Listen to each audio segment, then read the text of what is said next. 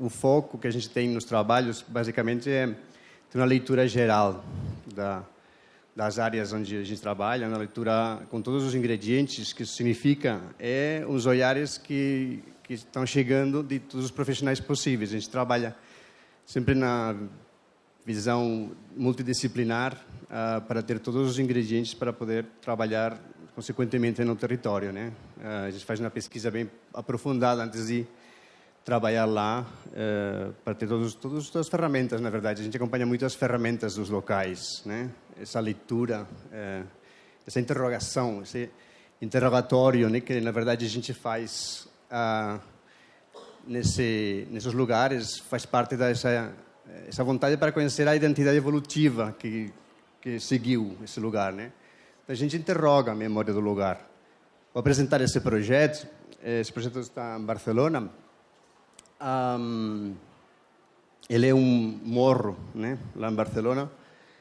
A gente ficou muito contente porque com ele obteve o Prêmio Europeu Espaço Público Urbano 2012. É um projeto bem simples a nível de atuação, porque a realidade que a gente encontrou já tem um componente muito forte, né, histórico principalmente. Essa aqui é Barcelona, para quem não conhece. Então, Barcelona é uma cidade bem densa, né?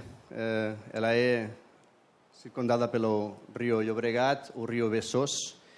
A montanha de Collserola é o mar, né, Mediterrâneo. Então, isso faz com que a realidade seja muito constrangida. Então, isso faz com que a cidade seja muito densa, né?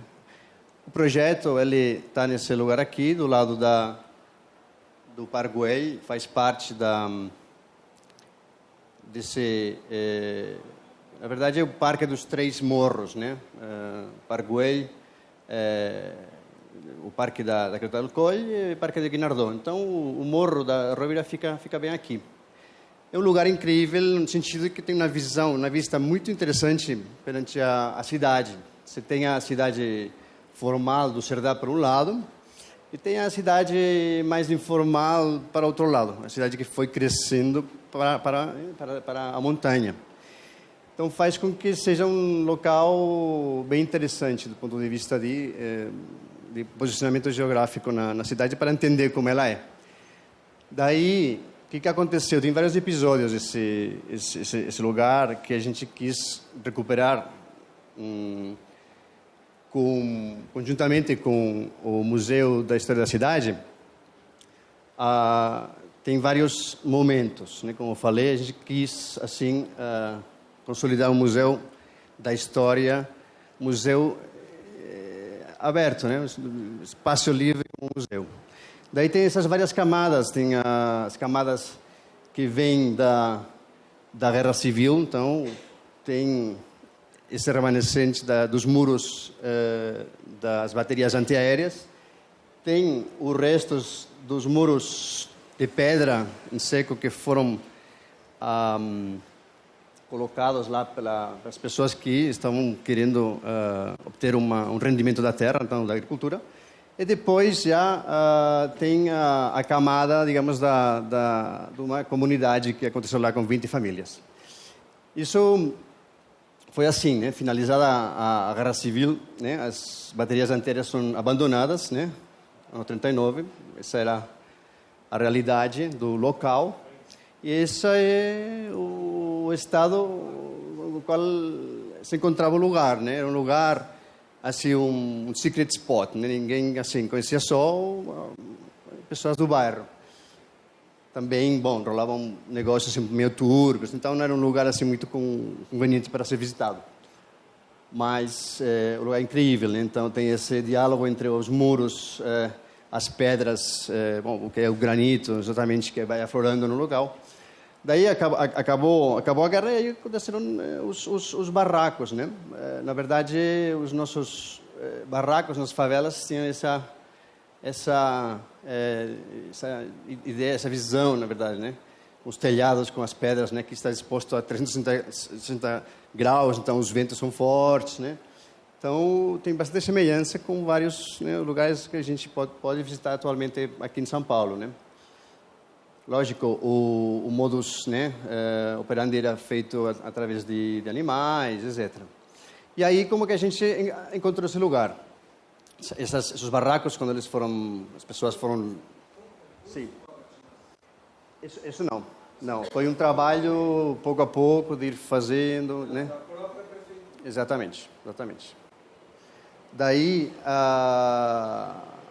lógico, demoliram os barracos, mas o resultado dessa demolição ficou lá, né? Como uma ruína, digamos, do século XX, né? Daí os muros de pedra em seco, né? Com essa realidade tão marcante, tão digamos, tem a propriedade de ir atingindo o território de uma maneira muito visual, né? A nível de quanto que estão medindo esse lugar, né?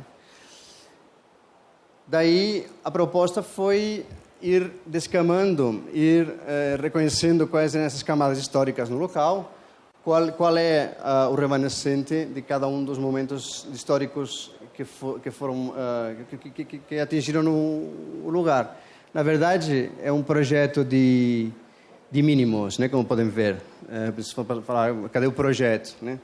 O projeto é o lugar mesmo, né? Então, o protagonista é o lugar.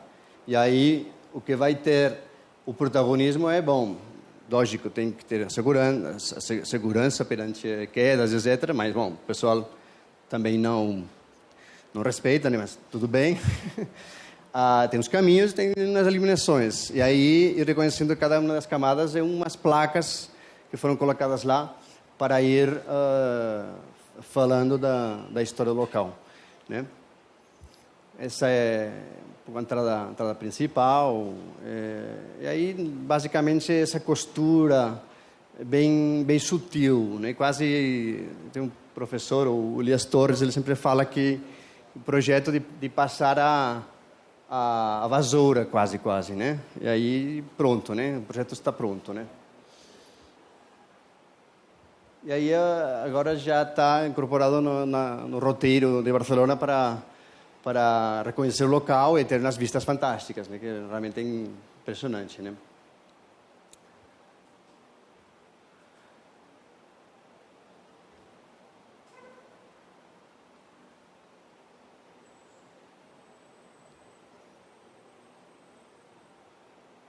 Sou do outro lado, né? Horta Guinardó, então podem ver a bagunça urbanística. Aí, como conceitos, a gente trabalha, né, faz essas perguntas, né? O que é mensurável, o que é incomensurável no espaço, né? No espaço livre. Colocar medidas, as proporções, como que a gente lida com isso, né? Porque espaço livre para quem? Né? Será que a gente pode medir respeito ao corpo? Né? Na arquitetura, a gente trabalha com os elementos que são um pouco mais, digamos, mensuráveis. Mas quando a gente trabalha o espaço livre, você tem que ter uma leitura muito aprofundada do local para ver quais vão ser as sensações, as percepções que você vai ter nesse local. Qual é que vai ser a experiência que vocês estão procurando nesse local, né? E para isso, eu vou apresentar um projetinho que a gente fez na praça pública. Essa aqui, ela era uma praça dividida em vários espaços. Aqui uma pracinha dura, aqui outra com uma paginação de piso, uma área de brinquedos com umas protuberâncias aqui, que eram a modo de umas geometrias, né, um X, que deram um nome, né, ao lugar. O que é curioso é que elas têm forma de casca de tartaruga, casco, né? Casco de tartaruga, obrigado. E daí veio o nome, né, da praça. Então, uma praça muito triturada a nível de espaço, sendo que é uma praça que está pedindo um cruzamento continuado, né? Então, essa história de facilitar na experiência de poder passear na cidade, facilitar essa experiência para quem está passando por esse lugar, acho que é um ponto de projeto interessante. Porque, na verdade, até esse momento, o pessoal estava né, circundando a praça. Então, você está usufruindo dessa praça só contemplativamente, mas está do lado dos carros, né? Então, aí, por que você não cruza a praça? Porque tem uns impedimentos que você não sabe como vai sair. Daí, bom, essas são as estruturas que deram nome à praça. E aqui o nosso projeto, né? Nosso projeto, ele sempre visou essa vontade, primeiro para atingir a máxima área possível do local, minimizando o leito carroçável, né? Dando de presente esse espaço para a praça, né? Se vocês veem aqui, né? A gente, né, pegou bastante mais área. São pequenas atuações que acho que vão permitindo que o pedestre possa ir resgatando esse espaço tão anelado, né? Almejado, né? Daí, então, esses cruzamentos, né, que a gente está querendo efetuar, seriam esses aqui. E aí tem umas áreas de brinquedos, lógico, né, recuperação do que já existia lá, a demanda da população, com umas áreas que elas não são fechadas, mas elas acabam, digamos, delimitando um espaço. É muito típico lá na Espanha que as prefeituras demandem ter as crianças lá, né, em gaiolas, né? Então, que pode ser uma reflexão sobre isso. Então, acho que a arquitetura tem muito a falar a respeito a isso, né? Vamos lá.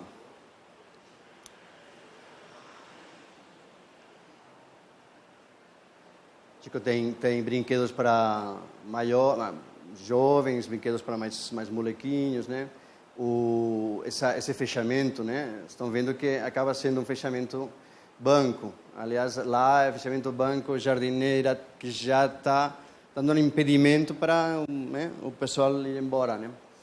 E aí esse guinho que a gente fez perante a nomenclatura da praça, né? A Praça das Tortugas, que sempre vai ser chamada para sempre mais assim. A gente fez umas peças em aço corte, que incorporou lá no chão, marcando esses passeios nessa praça, né? Então, é meio que uma brincadeira, na verdade, né? Mas faz parte de um brinquedo visual mais para os moleques, né? E aqui é demonstrativo que o pessoal usa a praça mesmo nesse friozinho, né?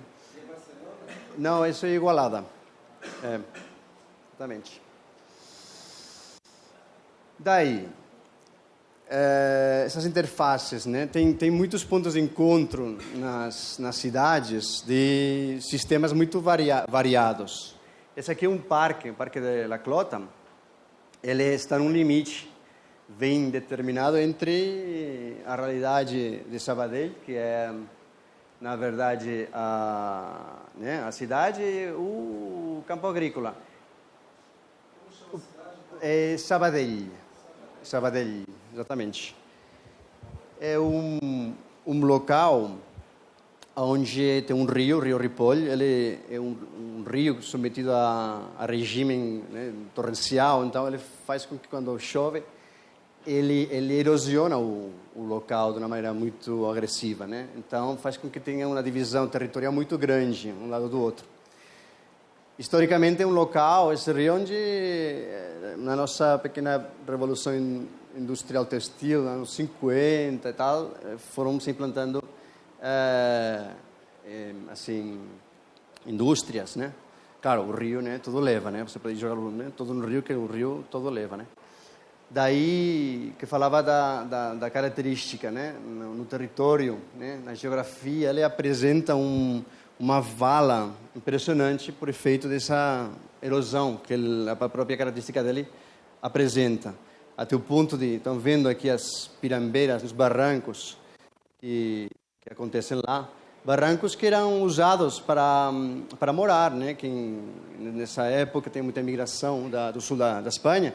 Então, quem não tinha condição, ele ficava em cova lá nessas pirambeiras, né? Escavando prontinho, com o perigo que isso representava. Quem tinha condição podia acessar um barraco já em condições um pouco melhores, né? Que as fábricas, né? Esse lugar, e concretamente esse aqui, foi um assentamento de barracos na época, né? Então já é um ponto de partida referencial bem importante, essa ligação uma pessoa que não pertence ao lugar, que chega lá para trabalhar, fica lá, do lado de um rio completamente contaminado e insalubre. Então, essa é a área do projeto, faz parte de outros vários projetos que estão, bom, isso foi projetado por outro arquiteto, a gente depois apresentou também isso aqui, mas a conjuntura é essa aqui, de conectividade, né? Aqui a palavra-chave seria a conectividade territorial, de o que seria essa recuperação que a prefeitura lançou do parque do rio, né, das margens e tudo mais, lógico, com um processo de depuração das águas com depuradoras, etc. Termos assim bem estritos pelo que diz respeito ao meio ambiente, né, etc. Bom, atingir esse tipo de limites que a área está representando. Então, tem o que seria o rio, a área que ela representa um patamar entre o rio e a cidade, porque na verdade foi um aterro, né, que foram lá jogando milhões de coisas, entre as quais se encontra a demolição da própria comunidade que foi demolida, né? Quando você faz um pouquinho assim, aparece de tudo, né? Textil, tudo, né? Estão vendo, né? Os aterros, tal. Então, essa é a casuística do local. Foi, né, como a forma indica, foi um antigo meandro um tempo atrás. E aí já o projeto, né? O projeto está abraçando esses caminhos que já existiam lá, mais outros, né? Até chegar a um ponto central, que é um pouco de memorial, para falar assim, o vazio como memorial, um lugar que foi ocupado um tempo atrás, né, pelos imigrantes, né? Então, bom, é um pouco esse é o objetivo, né? Ter uma leitura do local e ter essa representação a esse respeito pelo que foi antes. Lógico, como é uma área de muito aterro, muito importante é o trabalho da drenagem para evacuar as águas rapidamente do local, porque se as águas estão chegando da cidade, atingem o local ele vai estar em contínuo movimento. Então, essas águas foi bem estudado, né? A gente trabalha bastante com o ponto de partida da drenagem dos locais, como segurança para poder trabalhar no futuro, para segurar os lugares, né? Eles podem virar eventualmente caminhos. E aí uma pequena brincadeira, que era esse pequeno anfiteatro bem sutil que a gente trabalhou com corpos de prova, né? Era essa época de construção infinita lá na Espanha e os laboratórios davam de graça essa prova, né? A terceira, né? Se a segunda já dava a resistência, a terceira já nem rompia, né? E aí, bom, acabou sendo esse lugar que na verdade é um local onde acontecem de vez em quando, né, concertos, atuações, mas tudo assim bem tranquilo, né? Feirinhas. E depois tem essas transposições que na verdade é né, tá desde o patamar até o que seria o caminho do rio, com atuações bem econômicas. É para falar que dá para arrumar, dá para caracterizar um lugar com um orçamento baixo mínimos, digamos, né? Então é isso aí, conter a terra com madeira, um guarda-corpo bem tranquilo, tá? Uma transposição de uma pontezinha, né? Que varia, né, a paisagem conforme passam as estações, aí, né, fica mais aparente ou menos. Essa é outra transposição, tem 3 no total, né? Sim. É que, ó, o negócio aqui. Por isso ia rápido, né?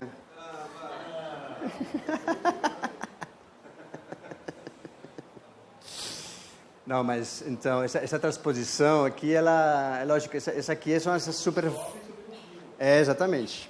Mas é por isso, porque a gente percebeu já na obra mesmo que o terreno ele descia, né? Então aí tem que pegar, todas as águas estão chegando lá da cidade, tem que pegar logo que elas vão embora para o rio rápido, né?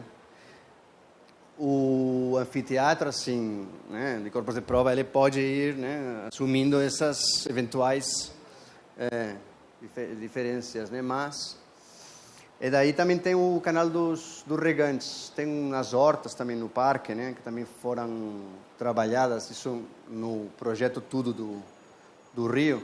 E aí, bom, a gente fez aparecer o canal, né, o canal é pego lá em cima para atingir uma cota superior e já poder ir a regar as hortas. E essa é a última transposição. É bem rústico, né, o assunto. É tipo atingir o problema. Eventualmente tem um guarda-corpo que ele tem um pouquinho mais de protagonismo, né? Mas um parque tudo tem o mesmo desenho, né?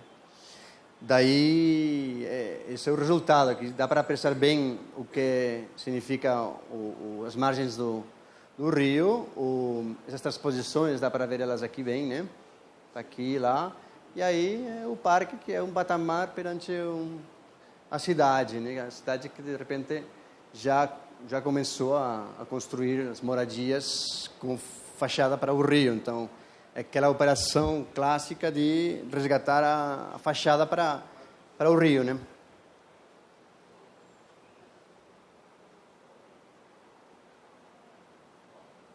Tá. E daí, quais são, né, as qualidades paisagísticas das quais a gente pode tirar partido? Ou se apropriar, né? Esse é um jardins lá em Barcelona, né? Jardins Rodrigo Caro. Mais uma vez, a gente trabalha no limite, né? Acho que são lugares muito interessantes, né? Isso é a montanha de Collserola, esse é o Rio Besós, né? Antes falei. E fica lá bem nesse miolo, né? Nesses bairros que eles foram crescendo, lugar onde tinha menos monitoramento, tal, era um jeito de, né, urbanismo não pautado, né? E aí a prefeitura decidiu abrir essa rua aqui, que é a Rua Rodrigo Caro, ela não tinha saída, né? E aí decidiram abrir para que ela já pudesse ter uma saída, né, de todas as pessoas que moram aqui em cima. E aí pegaram essa área. Essa área era a área considerada parque, então o objetivo dela era considerar um parque, né? Mas primeiro uma reflexão sobre o bairro, né? Um bairro também, né, feito pelas pessoas que migraram lá no local, autoconstruído nos anos 50, com uma variedade, digamos, de origem muito diversa, muito diferente. Na verdade, no início era mais assim, pessoas que chegavam da Andaluzia, de Múrcia, né, mais do sul. Hoje em dia já tem de todo o mundo, né? Existe essa coesão social entre as pessoas, né? Um bairro onde a prefeitura teve investindo muito dinheiro nos últimos, sei lá, 15, 20 anos para atingir condições de acessibilidade boas, né? Um lugar com dificuldades sérias de acessibilidade, né? Essa é a Rua Rodrigo Caro, e esse é o lugar do parque, né? Essa condição de limites, né? As pessoas se apropriam, né, desses locais, eles fazem as hortas, tem essa imediatez, né? Essa espontaneidade que acho que é muito legal. E mexer nisso sempre dá muita aflição, né? Na construção da abertura dessa rua foi feito um murão e tal. É um lugar com umas vistas fantásticas que no momento, bom, é usado como estacionamento, né? Até não fazer o projeto. Aí podem ver um murão impressionante, as hortas existentes no local. E aí, isso que está rodejando o parque. É o Parque de Collserola. Então, porque podem perguntar, mas o que faz um parque do lado de um parcão como uma montanha de Collserola? Então, é um parque de proximidade, né? Então, também acho que esse conceito é interessante de trabalhar com espaços livres de proximidade, né? Assim, onde realmente possam fazer né, possam contribuir na qualidade de vida dos moradores, né, no dia a dia, porque a montanha é a montanha, né? A realidade que existia lá, né, o limite que a gente viu, o muro de antes que falei, essa arquitetura tão fantástica que as pessoas fazem, né? E, bom, felizmente parte dela tem que sair. A área é essa, são 20 metros de desnível. O partido do projeto, então, tinha uma vontade de atingir essa cota mais alta, né, através desse parque, né? Na verdade, era esse o partido. E aí a gente começou a brincar, a trabalhar a topografia para poder atingir o que seriam uns caminhos acessíveis, com os patamares, bom, trabalhar a topografia, né? Modelar, né? Porque o lugar é íngreme, né? Daí, um ponto de partida também interessante que a comunidade cobrou foi que as pessoas queriam um parque das aromáticas, né? Isso é bem interessante, né? Porque eles queriam, não imaginavam as típicas aromáticas, tal, já imaginavam que teriam o seu kitchen garden, né? Para ir procurar as ervas para cozinhar. Mas aí a gente trabalhou conjuntamente com um especialista em vegetação mediterrânea, e aí ele ampliou o papo as plantas mediterrâneas, elas, né, tem aquelas que vocês conhecem que são aromáticas, mas tem todas as outras que, num momento ou outro, tem um cheiro, tem uma textura, tem uma qualidade paisagística, não tem por que ser menospreciadas, né? E aí fomos trabalhando o conceito até que realmente conseguimos ter essa abrangência toda para poder implantar um parque de espécies mediterrâneas, né? Tem um fator interessante falando da apropriação, né? Aquela primeira frase que eu falei, de como nós podemos apropriar do local. Então aí trabalhar com o que temos no entorno, fazer com que também a vegetação que temos no entorno entre do parque. E aí atingir uma integração. O parque esse tem uns lances de rampa de uns 6%, que eles vão atingindo... Aqui, desculpa. Mais baixo. Aqui tem um muro. Isso aí, exatamente. Então tem esses patamares, né? Então, chegar até aqui, subiu, tal... Aí era para reproduzir as hortas, porque eles ficam como apêndice, né? Esse aqui, né? Aí estão destinados para as hortas que já existiam dos vizinhos, então não apagaram o que já existia no local, até chegar no ponto aqui em cima, né? E já vai embora.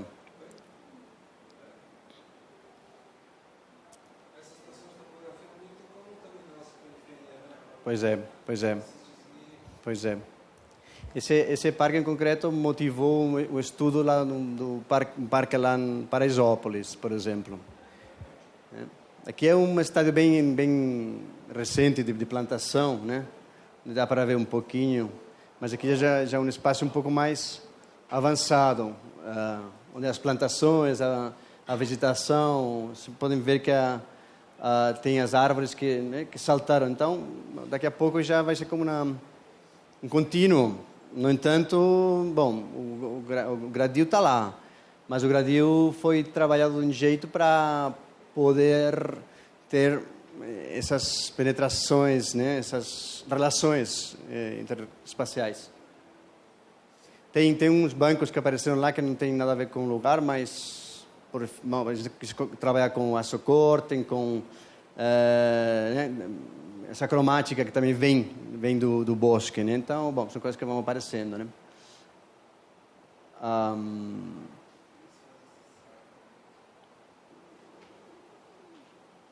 Tem um trabalho também de luminárias, então fugir o máximo possível das verticais. Tem outras lá. Pode trabalhar esse limite, né? Na verdade. E tem esses parquinhos, né? Na verdade, na hora da execução, foi executado de um jeito que não estava planejado. Sempre acontecem as coisas, né? Quando você não está contratado. Mas nessa foto, acho que a característica fica clara, né? Que o gradil... Aliás, eu esqueci de falar que o gradil ele não é perimetral. Ele vai entrando dentro do parque. Então faz com que tenha o espaço de parque do outro lado também. Então, o gradil acaba sumindo entre a vegetação, né? Acaba sendo uma história a mais, mas ele some, não é tão aparente, né? não é? Tá lá. E aí o ponto lá em cima, com uma pequena arquibancada, bom, esses artilúgios que a gente vai costurando lá, né? E o muro acaba sendo também um muro para subir, né? Um brinquedo para crianças no lugar onde não tem uma altura muito alta, né? O gradil ele tem essa intencionalidade de relacionamento, né? Tá vendo? O gradil fica aqui embaixo, então quando você está inclusive passeando aqui na rua, o gradil fica lá mais embaixo e dá para enxergar a vista, né? E aí, essa habitabilidade, a gente está acostumado a falar na habitabilidade na arquitetura, mas o que acontece com a habitabilidade no espaço público? Estamos em São Paulo agora, né? Estamos em Paraisópolis, né? Estádio do Morumbi, está por aqui. É a área do Grotão, na verdade, fica do lado de Paraisópolis, uma bacia bem desconexa perante o bairro todo, né? Estamos por aqui, onde a gente, bom, a realidade de Paraisópolis vocês conhecem, né? Esses extremos na construção urbana. E aí esse é o Grotão. Estão vendo uma bacia, completamente uma panela, né?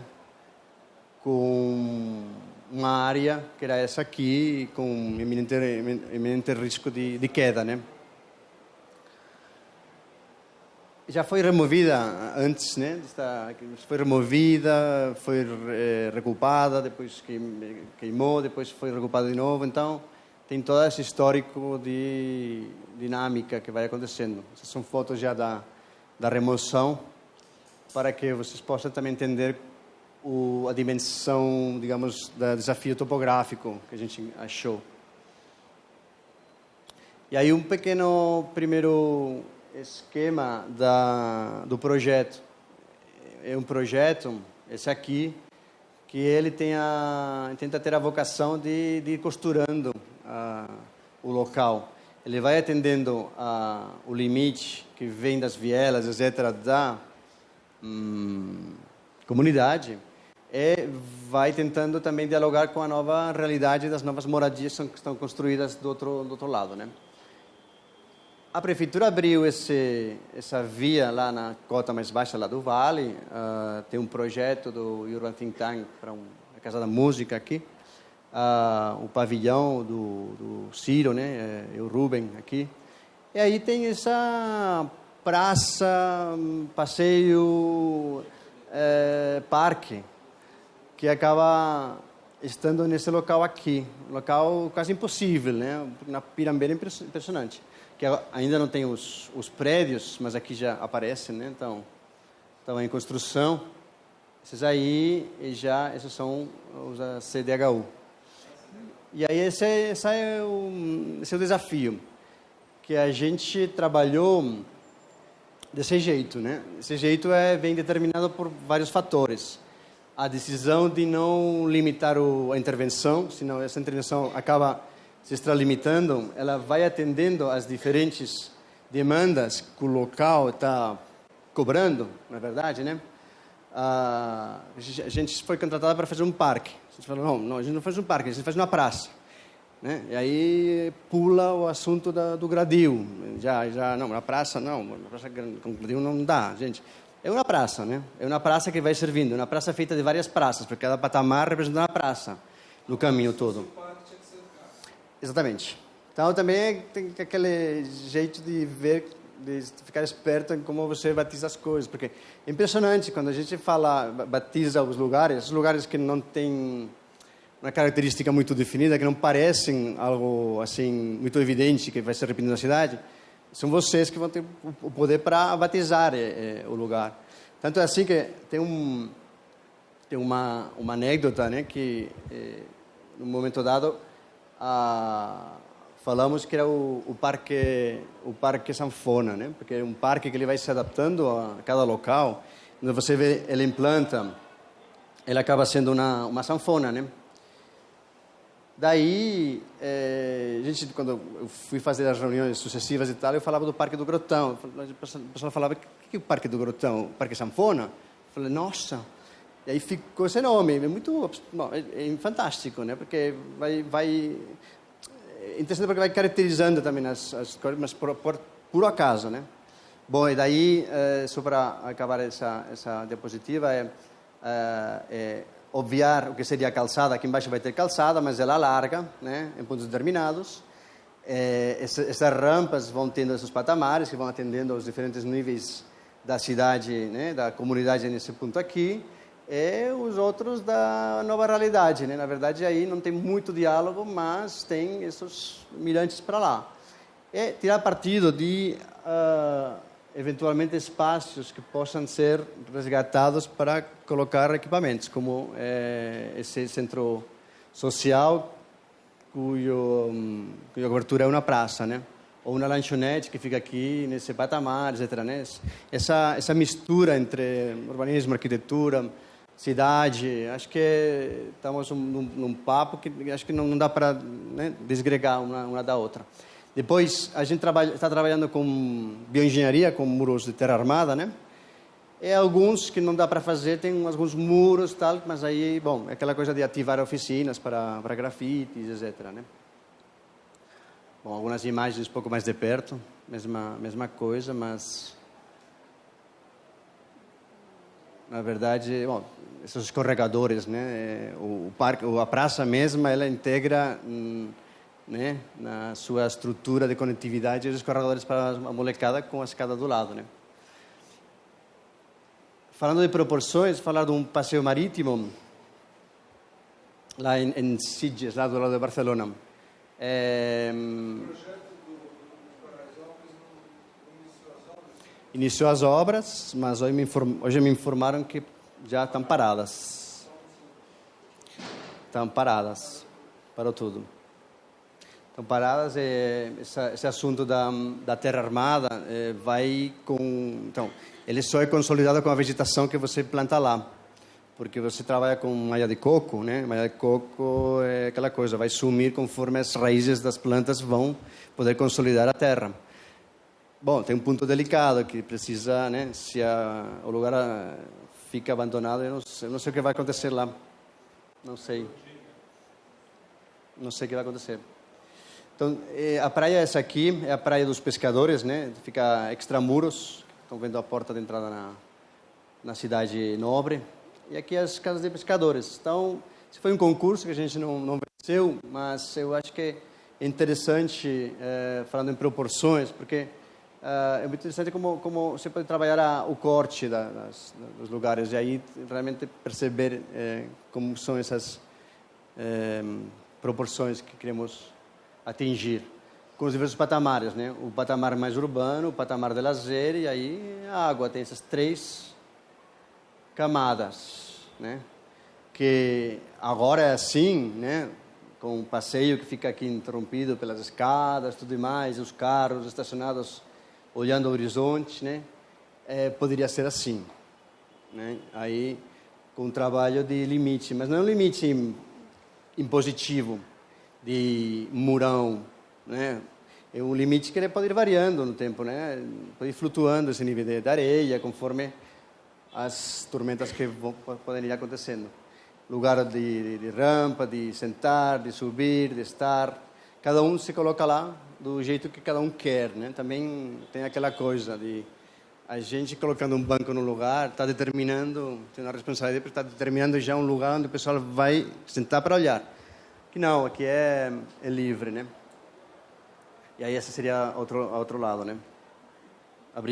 Abraçando o que já existe, os muros que eles entregam na areia, e aí o espaço acaba fluindo, né? Não se contrapõe a vocação natural que tem um lugar, né? O que já tinha, né? Vocês viram na praia, era um contínuo, né?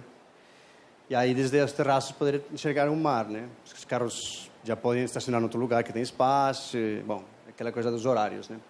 E trabalhar com as ferramentas do lugar, né? Aqui já é um passeio marítimo do lado de Barcelona, em Gavà. Barcelona está lá, esse é o aeroporto, né? E aí todas as prainhas aqui, elas têm essas dinâmicas dunares, né? De duna, onde nos anos 60 e tal se fizeram muita besteira, né? Colocar um hotel lá no meio do sistema dunar, etc. Esses pinos foram plantados pelos agricultores que estão, né, esse é um delta, né? Daqui atrás tem um parque agrícola muito grande, importante. Então, esses pinos foram plantados para evitar que as dunas avançassem para lá. Mas a duna tem uma dinâmica natural muito interessante, né? Com vegetação de duna, atrás de duna, segunda duna, etc. E estão vendo, os pinos, eles acabam sendo... Esse cara tem a mesma idade que esse aqui, mas tem um negócio de aerodinâmica perante os aerossóis salinos que acaba tendo essa forma. A gente adotou todas as espécies que já existiam no local, né? Levantou todas as questões a respeito à avifauna, etc. E trabalhou um passeio completamente sinuoso, se colocando, né, do lado do que seria a dinâmica dunar, que é, né, realmente viva. E aí tem um passeio geral, que é esse aí, e o outro que vai se descolando, e os passos que vão saltar daqui para a praia exatamente. E aí tem toda esse mundo do meio, onde a gente recriou o que já existia lá. Então é aquela convivência, essa tentativa de convivência entre o humano e a natureza, né? São fotos bem antigas essa aqui, por isso estão desse jeito. Mas esse espaço aqui, hoje em dia, é esse aqui. Então, as dunas acabam consolidando o espaço, né? O caminho cada vez vai ficando mais pequeno, mas pelo efeito de ir passando, ele existe, né?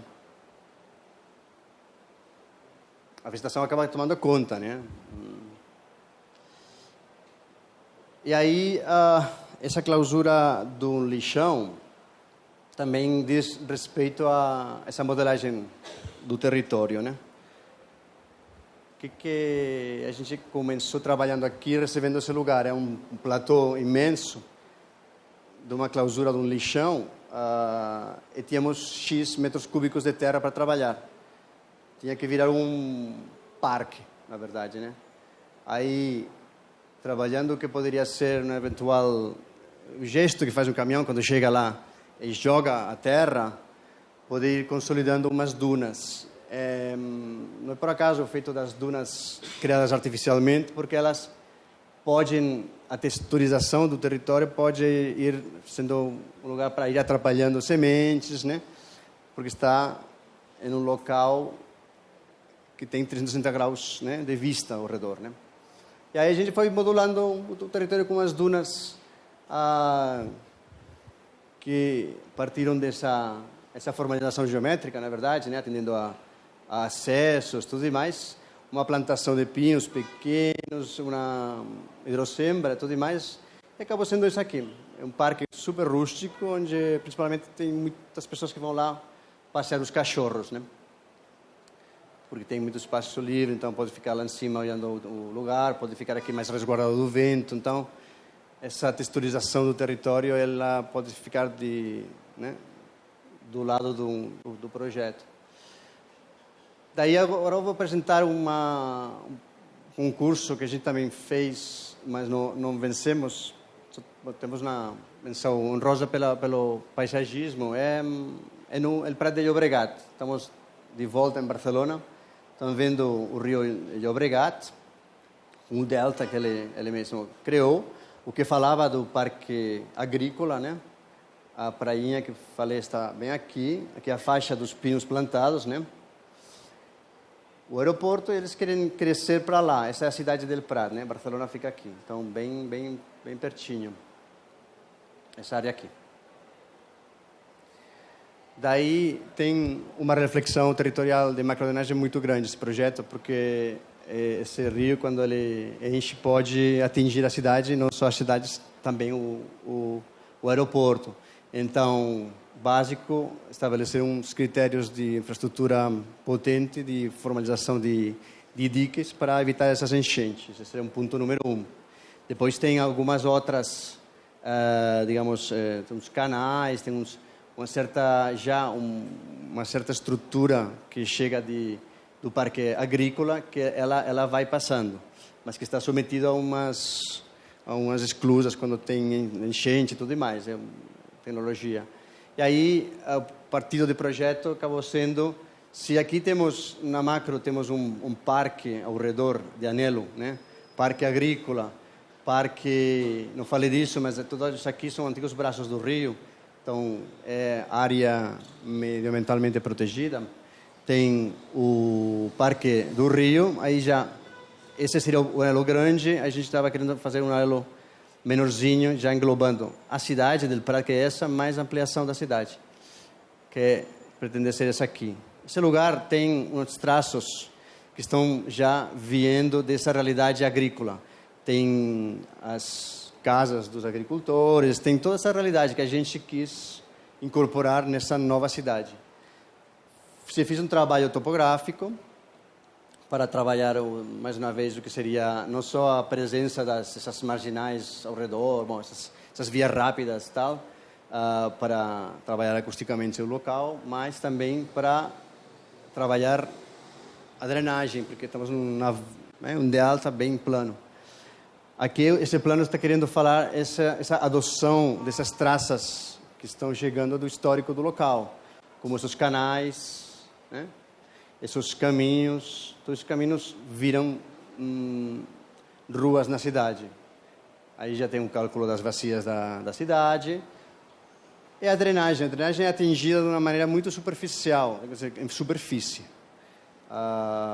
Imagine toda essa área aqui, toda essa água aqui, ela é jogada até os canais principais, que por sua vez vão a uns reservatórios perimetrais. Isso acontece quando chove, e aí quando não tem possibilidade de descargar lá no rio, essa água fica reservada. Quando tem possibilidade, a água vai embora, né? Aqui tem o trabalho do esgoto, até o coletor principal, e aqui o resultado do projeto. Eu falei, né? A adoção dessas canais vira um parque central do bairro, o outro vira um pequeno parque mais lateral, mas é colocado lá como em pauta, não é escondido, né? Existe, ele faz parte do local. E aí ir atingindo todos os miolos, né? Esses aqui seriam os reservatórios perimetrais na cidade, eles ficam incorporados nessa modelagem da topografia. Não são piscinões fechados, concreto, gradil, não. São espaços alagáveis, que estão do lado do espaço livre da cidade quando não enche. Quando enche, bom, é água, né? E aí algumas imagens, assim, a gente fez, sempre adotando esse canal que já existe, né? Então, máxima permeabilidade territorial, essas seriam essas vazias que alagam. E o Parque de Borda. Esse Parque de Borda é esse parque que está submetido também, bom, é isso que eu acabei de falar, que ele enche, né, de água quando chove, etc. E as transposições por cima dessas infraestruturas duras, fortes, né? As praças e essas valas aparentes, né? Estão lá digamos, na pauta dos espaços livres. É a fachada perante o rio. Um dos pontos mais fortes é a agricultura. Então, a agricultura é a representante dessa fachada da cidade. E aí, já acho que vou acabar já com os dois projetos lá do Renova, né? Seu pai, Pirajussara 5, o Renova São Paulo, ele teve como norteadores essas diretrizes, né? Eliminação de áreas de risco, implantação de infraestrutura urbana, resolução da macrodrenagem, construção de espaços públicos, novas unidades habitacionais para que esses locais se transformem em novos bairros da cidade, né? Ele fica em Campo Limpo, ele é bem marcado pelo Córrego Denis, né? É um território abrupto, o Córrego Denis discorre por um vale, aí até chegar lá no Pirajussara. Essas áreas amarelas são as favelas e os assentamentos urbanizados que a gente tinha que trabalhar, principalmente por conta das áreas de risco que representavam, porque estão em cima do córrego. Umas fotos de referência do local, onde o esgoto é a céu aberto, o drenagem também ele apresenta esse tipo de infraestruturas completamente hostil. O córrego de Niza agora mesmo é um esgoto a céu aberto, de por si, não é percebido como rio. Ele vai aparecendo, mas o pessoal desejaria tampar, porque, obviamente, para olhar o que acontece aqui, é complicado, né? Tem algumas atuações que foram feitas lá no local, mas elas não resolvem o problema todo, né? Porque, por exemplo, essa atuação que foi feita aqui, ela impede que a água do córrego alague o bairro, mas também estão pedindo que a água do bairro vá para o córrego. Então, o bairro alaga de qualquer maneira. Esses miolos de lazer, espaços de lazer imediato das casas, né, com a molecada, lugares de relacionamento, praças públicas, até o clube da comunidade, então, estão organizados. Essas são a bacia inteira, né? Essa particularidade desse programa foi que foi pego assim por bacias hidrográficas. E aí estão vendo um mapeamento aqui das enchentes, né? E das comunidades que estão em cima do córrego. Isso faz com que a gente teve o córrego, o resgate desse córrego como norteador do projeto. Daí, lógico, com a impermeabilização do território, etc., a água está chegando com muita rapidez lá até o Pirajussara. Isso faz com que a gente tenha que ir retendo essa água no mesmo leito do córrego. E aí tem algumas operações, como essa aqui, de alargamento do local. Lógico, isso está sujeito à remoção do local. Tem outras que são uns piscinões, mas todos estão sempre do lado da paisagem, não representam um lugar assim hostil.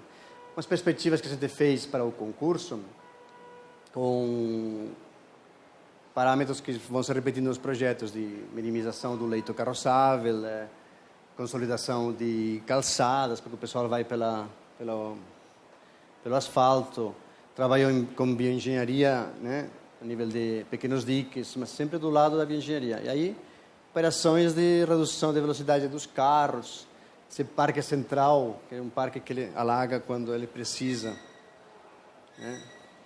O piscinal, que ele faz parte do corte inteiro da rua, né? E aí, para que você tenha noção, esses lugares são de uma inacessibilidade total, né? E aí, algum trabalho que a gente mostra alguma prancha, mas bem rápido. Tem um ponto central aqui do encontro de águas. Estão vendo aqui o córrego, ele está bem passando por baixo das casas. Aqui passa de outro jeito e a gente está, recuperando, consolidando, que seria um parque linear, com uma praça central aqui de encontro dos rios, revalorização da água, porque isso, claro, está sujeito à implantação de esgoto, né? Alargamentos no próprio leito para poder prover água no local, jogos infantis, tal. A gente está trabalhando com a Libes Quinjobet no projeto, ou estávamos trabalhando, né? Temos que falar em passado, infelizmente. Essas foram as propostas das moradias que foram feitas por eles desde o concurso, né? E aí, por último, é o outro perímetro lá do Renova, está é Água Vermelha, é São Miguel Paulista, na Zona Leste, está bem no Tietê, e aí, né, a realidade que existe no local, né? Quando chove, enche porque é uma invasão na área de várzea. São fotos do 2009, se não me engano, das inundações. Então, a área é essa aqui, o perímetro é esse em vermelhinho. É um lugar com uma vocação de querer, né, resgatar essa fachada para o rio. O lugar não tem espaços livres, tudo é uma extensão de casinha impressionante. Os assentamentos, né, provistos no contrato, etc., né? E aí um mapeamento, por exemplo, essa favela, esse loteamento daqui, desculpa, é essa aqui. Então, realmente, essa é a mancha da última inundação. São lugares, né, que estão sujeitos a esses alagamentos. E aí a proposta que a gente fez para o concurso. O concurso foi bem rápido, foi assim, pranchas A3, então são ideias, então você vê, elas assim, grandonas, elas carecem de digamos, aprofundamento, digamos, técnico, mas a ideia básica do local era fazer uma operação, digamos, da áreas que já alagam, né? Aprofundizar nelas, com essa terra criar uns diques de contenção dessas enchentes, mas aqueles diques já pudessem estar dialogando com a nova, digamos, posicionamento desses novos assentamentos. E aí, e consolidando esse parque de borda, né, de fachada, com lugares onde dentro, né, porque, lógico, você está impondo lá um dique, está impedindo que a água do rio entre dentro do local, mas também está impedindo que a água da cidade vá embora. Então, teria uns piscinões, né, mais do lado do parque, seriam parques alagáveis, né? Essas são as perspectivas que a gente fez para tentar dar uma visualização a esse conceito. Essa ideia que falava, né, de parques que alagam, etc., mas que são amáveis. Infraestrutura amável, né? Acho que é importante, com esse tipo de resultados, né? Trabalhando a topografia. É paliativo, né? São operações paliativas, mas quando a água ela está embaixo, viram assim, oportunidades para tirar partido delas, que a maior parte do tempo vão ser espaços de relacionamento das pessoas, né? E aí, bom, essa era uma pequena reflexão que eu sempre faço, que é aquela coisa essa segregação entre disciplinas, né? Arquitetura, paisagem, desenho urbano, urbanismo, infraestrutura urbana. Sempre teve esse conflito de briga, né, pelos direitos territoriais de cada uma, mas a gente entende toda essa amalgama de disciplinas em uma, né? Não pode se dissociar, tem que trabalhar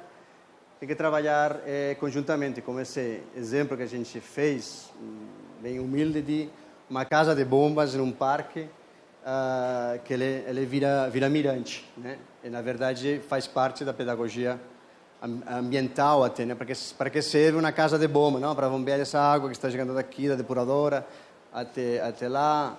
E aí, esse ponto de referência. É só falar essa frase que eu sempre pego do Michel Courajou, né? Fala que os autores do projeto só antecipam os efeitos, já que a paisagem e as pessoas vão terminar a obra, né, em definitiva, né? Isso aí, gente. Obrigado pela paciência. Obrigado. E vendo seus exemplos de Barcelona, os exemplos europeus, eu queria saber, assim, para você a principal diferença entre estar propondo esse tipo de projeto, esse tipo de solução de retalho urbano, qual a principal diferença entre fazer isso na Europa e no Brasil? E se você tem uma relação muito próxima com quem vai se apropriar desse lugar. Por exemplo, quando você trabalha numa favela, o nosso último projeto foi no Morro do S4 e depois eu vim a trabalhar com urbanização. E acho que o mais importante era, de fato, o convívio com eles, para entender o que eles pensavam da área e o que a gente, enquanto arquiteto, como a nossa ótica, com um bom projeto, pode melhorar essa relação que eles têm, né? Uma relação, às vezes, de vizinhança, uma relação de carinho, enfim. Então, eu queria saber essas duas coisas, as diferenças entre os trabalhos e a sua relação com as pessoas que vão usufruir. Tá, eu acho que tem uma diferença assim, cultural, né? Essa relação dos moradores de um bairro perante os espaços livres é muito diferente. Por exemplo, né? No caso de São Paulo, não? Diante de Barcelona, toda vez que eu passo diante de uma praça, tal, eu não vejo ninguém nessa praça. Aí, se tem alguém, está contornando a praça, né? Porque nós a passar por ela, né? Tem uns condicionantes que não são convidativos, mesmo se não está tão ruim assim, mas não tem essa. Eu acho que é mais o assunto de colocar na pauta, porque também é assim, quando você vai num parque aqui, eu tenho visto que vou em um parque, vamos no Ibirapuera, né? Por exemplo, vai no Ibirapuera quando vai, no domingo, né? Mas incorporar no dia a dia, no trajeto do dia a dia, essa relação com o espaço disponível, na verdade, né, na cidade, acho que é chave, né? Mas aí tem que ter uma significância esse espaço livre. Não pode ser algo que não seja convidativo, que não tenha bancos cômodos, que não... se só vai, tem que ser convidativo, né? Ou passa, né? Eu acho que é um pouco a diferença, assim, também o entorno, né? Com frequência, o diálogo não é isolado no espaço público livre, é algo que ele é um epicentro que acaba sendo, né? Acaba refletindo muitas realidades ao redor. Então, quantas mais realidades possa ir irradiando, mais êxito vai ter o lugar, né? Então, aquele jeito quase de pegar a cadeira para ir para fora, né? Aí já significa um cantinho, já significa um lugar, né? Isso... Então, se vamos comparar, também tem aquela coisa de... O pessoal, quando vai pela rua, tem que começar a vontade de ir rápido, não fica muito, porque tem aquela percepção real ou irreal de que é inseguro, né? Seja inseguro ou seja seguro, mas também ficou culturalmente essa sensação de que estar fora, segundo em que lugar, não é legal. Acho que as realidades culturais são diferentes, mas passaria por incorporar esses espaços disponíveis a um contexto um pouco menos anodino, né? Exatamente como você falou, incorporar os moradores do arredor, né? Que possam caracterizar, que possam ressignificar esse lugar. Muitas vezes não dá para ver que tipo de lugar é, um lugar que parece muitos lugares que já existem em outros bairros, né? Eu acho que o morador ele pode definitivamente, né, entrar nessa pauta. Deve. Sim. E aí formar esse programa com eles, né? Quais são as necessidades, né?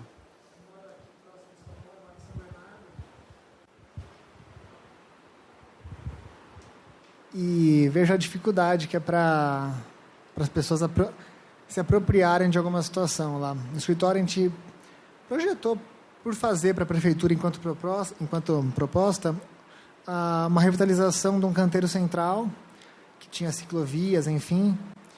Depois, um novo tipo de urbanização embaixo de alguns viadutos, que eram subutilizados. E foram projetos que entraram na prefeitura enquanto aprovação e foram barrados, assim. E eu vejo lá, em São Paulo, acho que talvez mais aberto, mas lá uma dificuldade enorme nisso acontecer. Por exemplo, estão fazendo um museu lindo agora do Brasil Arquitetura, que é um espaço para a cidade, né? A cidade precisava de um grande museu. E vejo as pessoas com um comentário de ódio em relação àquilo, sabe? Ele ainda nem foi aberto, mas as pessoas já estão maçando. Eu sou praticamente vizinho do Senforp, que é projeto do Ciro Pirondi, e às vezes algumas pessoas tecem comentários assim... Eu não vou dizer que é burro, porque eu não vou julgar ninguém, mas acho que ingênuo em relação ao lugar. Acho que o que às vezes falta aqui é a vontade de se apropriar, realmente. Por exemplo, eu mesmo sendo vizinho, eu vou lá sempre. Eu acho aquele espaço do Senforp incrível. Algumas praças que revitalizaram no próprio centro da cidade, eu frequento praticamente diariamente. É meu caminho do escritório para casa, e eu paro lá para tirar foto. Tem a criançada jogando... Eu levo meus sobrinhos, que são crianças, né? Então, acho que esse tipo de apropriação é muito importante para a cidade, né? Você ir devolvendo... acho que é duro você pensar num projeto gigantesco. Acho que, para mim, a cidade é mais como um retalho, assim, como se você fosse dando pequenos pontos, costurando algumas cicatrizes que ela tem.